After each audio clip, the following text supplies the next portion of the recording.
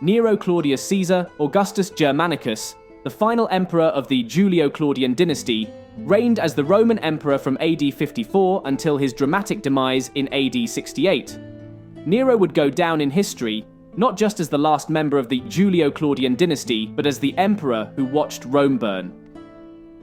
Nero was born in AD 37 at Antium, the son of Gnaeus, Domitius, Ahenobarbus, and Agrippina the Younger, a great-granddaughter of Augustus.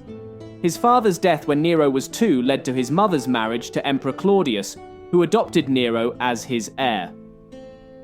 His early life as a member of the imperial household was filled with danger. On more than one occasion there was attempts on his life. However, each attempt failed, thanks largely in part to his mother usually being 2 steps ahead of her competitors. In fact, Agrippina spoiled Nero rotten and was ruthless in her goal of putting him on the imperial throne.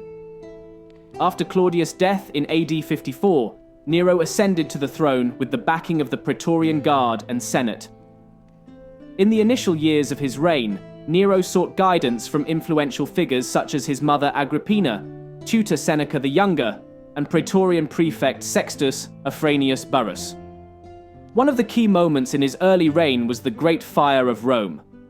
Although legend says Nero played a harp watching his city turn to ash, in reality he was nowhere near, and made quite an effort to try to get the fire under control once he was alerted.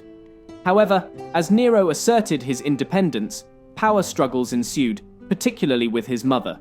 Eventually, Nero had Agrippina murdered, implicating him in the deaths of his wife Claudia Octavia and stepbrother Britannicus.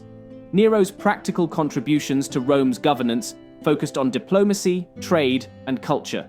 He ordered the construction of amphitheaters, promoted athletic games, and participated in various public performances, including acting, poetry, music, and chariot racing.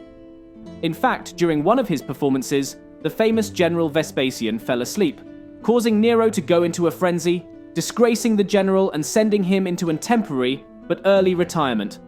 While these traits endeared him to the lower-class citizens, they scandalized the aristocracy, and the financial burdens incurred were resented by the Roman elite. During Nero's reign, the Roman-Parthian War of 58-63 unfolded under the command of General Corbulo, resulting in peace with the Parthian Empire. In Britain, the revolt led by Queen Boudicca was suppressed by Roman general Suetonius Paulinus.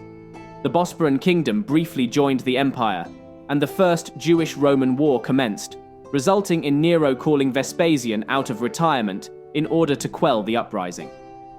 All these wars meant higher taxes, which eventually led to discontent within the Roman Empire.